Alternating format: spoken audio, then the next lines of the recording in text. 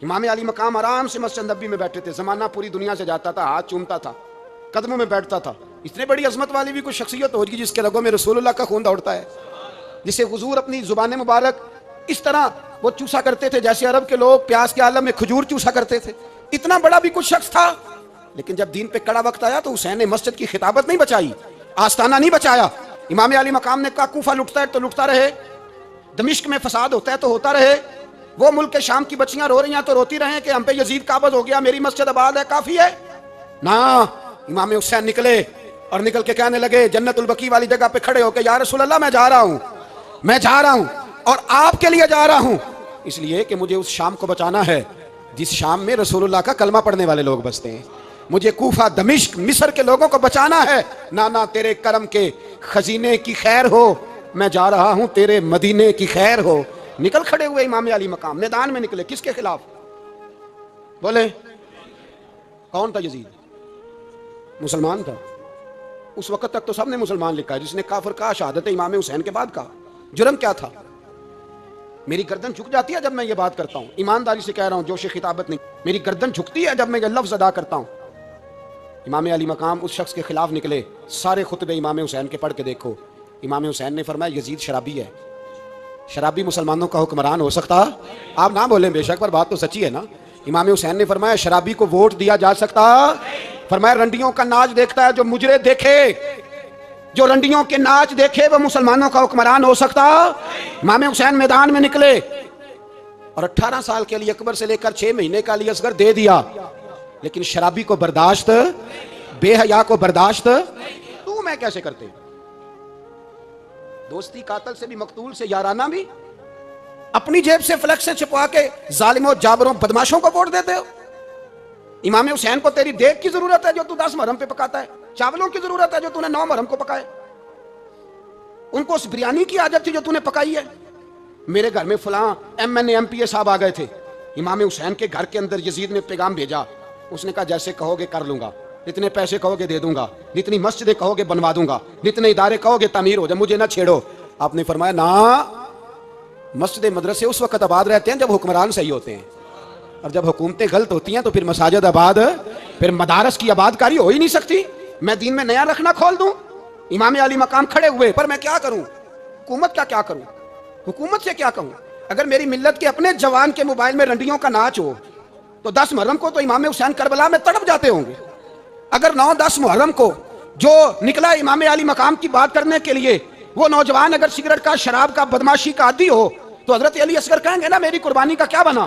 वो तो निकले थे उरियानी और फाशी के खिलाफ। और अगर मिल्लत का जवान रोज चौक में खड़े होकर लड़कियों को ताड़ता हो तो हजरत अली अकबर तो अपनी कब्र में रोते होंगे कि ये इस कौम के लिए जान दे दी जो आज जजीदी तरीकों पे अमल कर रही है, जो सारी रात गंद देख के सोती है, जो सारी रात बेहयाई, फाशी और उरियानी में लगी रहती है। इन लोगों के लिए जान दे दी, इतना जुल्म उन शहीदों के साथ। और 10 मुहर्रम को देग पका के कहता है मैं इमाम हुसैन का मानने वाला हूं, मैं इमाम अली मकाम से प्यार करने वाला हूं। ना भाई, ना दोरंगी छोड़ के यक रंग हो जा, सरासर मोम हो जा या संग हो जा, उम्मत मुस्लिमा को बेदार होना पड़ेगा। इमाम अली मकाम मैदान में निकले, डट के निकले, और इमाम ने फरमाया मैदान में निकल कर कि मेरा वतन मदीना है, मेरा वतन मदीना है, पर मदीना बाद में, रसूलुल्लाह का दीन पहले। तू पाकिस्तान की बात करता है? इमाम अली मकाम ने फरमाया मदीने की शरीयत बाद में, रसूलुल्लाह का दीन पहले, और तेरे तो बच्चे आम से हैं।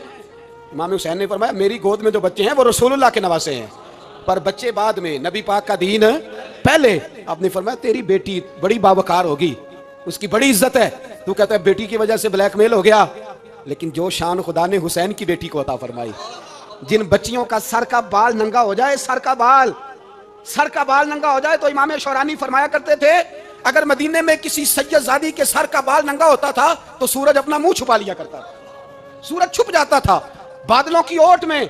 और मदीने वाले समझ लेते थे कि घर में काम करते करते किसी सैयदजादी के सर का कोई बाल नंगा हो गया। उन शहजादियों का इतना वकार। और इमाम अली मकाम ने फरमाया बेटियों की फिक्र बाद में, रसूलुल्लाह का दीन पहले, पहले रसूलुल्लाह का दीन। कौम मजहब से है, मजहब जो नहीं तुम भी नहीं। याद रख मेरे भाई, इमाम अली मकाम रज़ी अल्लाह तआला अन्हु ने मैदान में निकलकर पहले मजहब की बात की।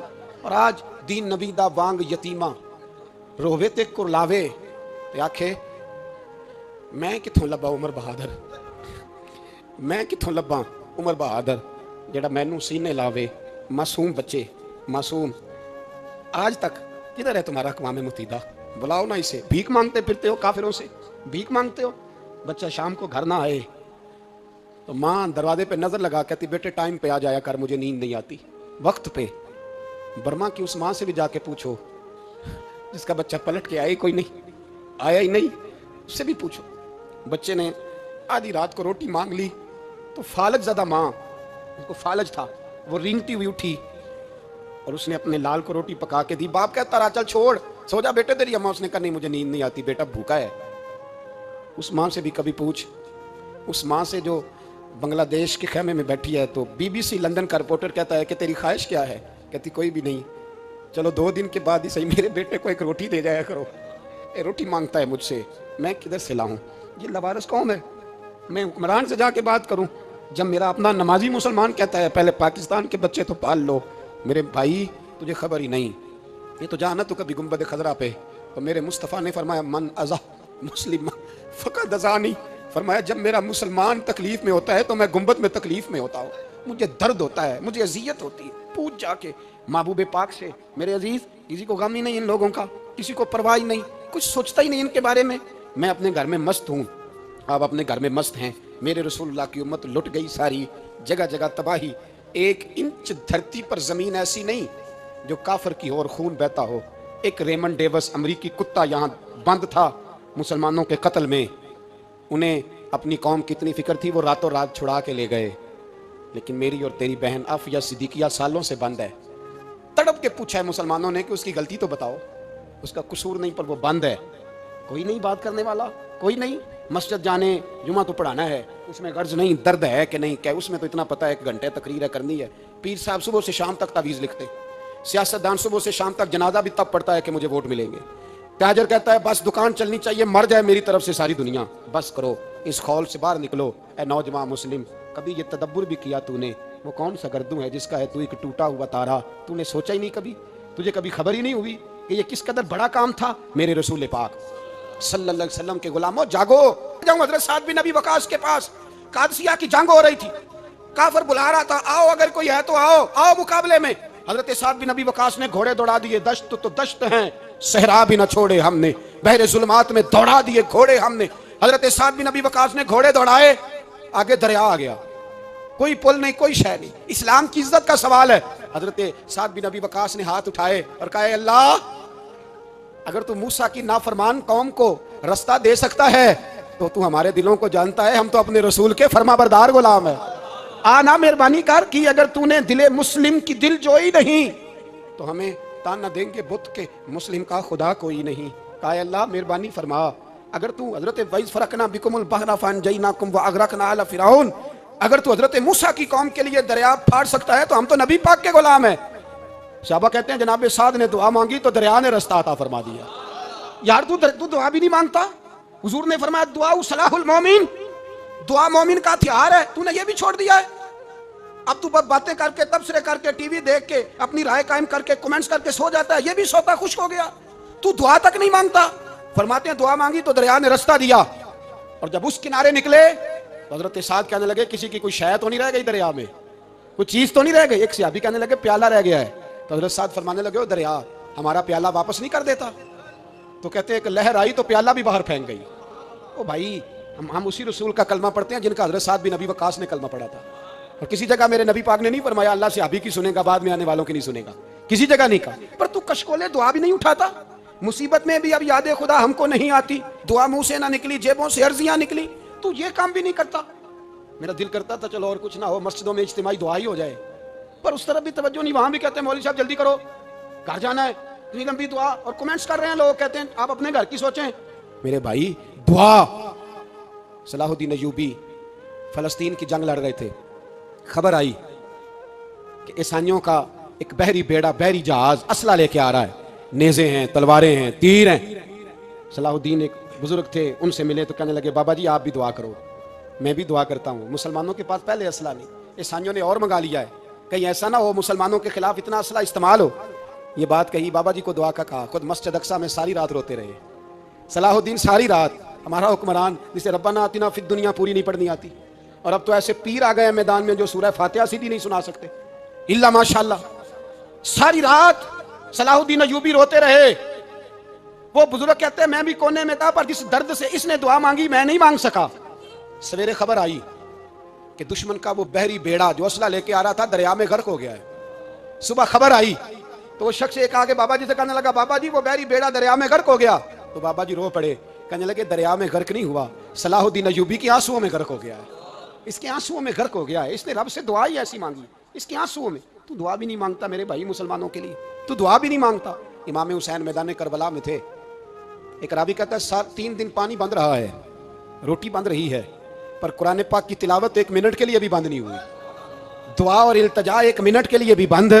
हुसैन के खेमे से ये आवाज बार बार आती रही, या अल्लाह इस्तकामत भी दे और सब्र भी अता फरमा। दुआ का रास्ता बंद, तिलावत बंद नहीं हुई, अल्लाह की बारगाह में सजदे बंद नहीं हुए, छोड़ गया। तू दुआ तक नहीं मांगता। दुआ तो इनकलाब बर्पा कर देती है, दुआ तो हालात बदल देती है, दुआ तो तब्दीली ले आती है। कोई बैठा हुआ मुझे दूर दुआ देता है, बस दुआ देता, फकत दुआ देता है। कोई बैठा हुआ मुझे दूर दुआ देता है, मैं डूबता हूं पर समुंदर उछाल देता है। वो भाई तू दुआ भी छोड़ गया। पहली बात आपकी खिदमत में यह है कि जागे, मुसलमान बने। दूसरा कुछ नहीं कर सकते तो दुआ तो कर सकते हैं ना, दुआ का रास्ता अपनाएं। और फिर मेरे नबी पाक अलैहिस्सलाम ने 2 बातें फरमाई, कान खोल के सुन लेना।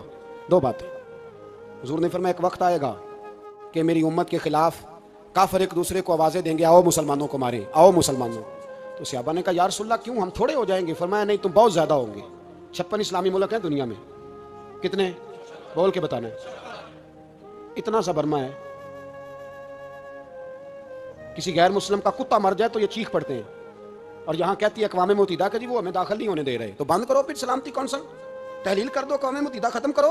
अगर तुम्हारी को सुनता नहीं तो बनाई क्या है? सिर्फ मुसलमानों को प्रेशराइज करने के लिए। और हमारे मुसलमान भीख मांगते फिरते हैं, कहते हैं क्या है हमने अक़वाम मुत्तहिदा से। अब तुम अपने लिए काफिर से भीख मांगोगे, काफिर से भीख मांगोगे? मेरे अजीज नबी पाक अलैहिस्सलाम ने फरमाया, काफिर एक दूसरे को बुलाएंगे, मुसलमानों को मारे। या रसूलल्लाह हम थोड़े होंगे? फरमाया बहुत ज्यादा होंगे। तो हुजूर क्या होगा? फरमाया तुम्हें वाहन हो जाएगा। या रसूलल्लाह वो क्या है? फरमाया दुनिया से प्यार हो जाएगा, मरने को दिल नहीं करेगा दुनिया से, और मरने को उस वक्त समझ लेना काफिर तुम पे हावी है। मैं अपना अंदाजा करूं, आप अपना करें। मुझे दौलत से कितना प्यार है और आपको कितना प्यार है। जाग के सुने ये लफ्ज रसूल पाक के सल्लल्लाहु अलैहि। हुजूर ने फरमाया, जब तुझे दुनिया से प्यार हो जाए, दौलत से प्यार हो जाए, इक़्तिदार से प्यार हो जाए, और जब तुझे मौत बुरी लगने लगे, तेरा मरने को दिल ना करे, फिर काफिर तेरे ऊपर चढ़ आएगा। आज दौलत ही तो रह गई है, बाकी बचा क्या है? मैं अक्सर कहता हूं शादियां नहीं होती, तिजारतें होती हैं। लड़की वाले कहते हैं कि लड़का जेवर कितना डालेगा, लड़के वाले कहते हैं लड़की जहेज कितना लाएगी। तिजारत, हर जगह दौलत, हर जगह पैसा, हर जगह सरमाया। जहां जिस मुआशरे में तिलावत बिके, नात बिके, तकरीर बिके, उससे ज्यादा और तबाही का मामला क्या होगा? मेरे अजीज, मेरे रसूल पाक अलैहिस्सलाम के सहाबा के करीब दुनियादारी आ सकी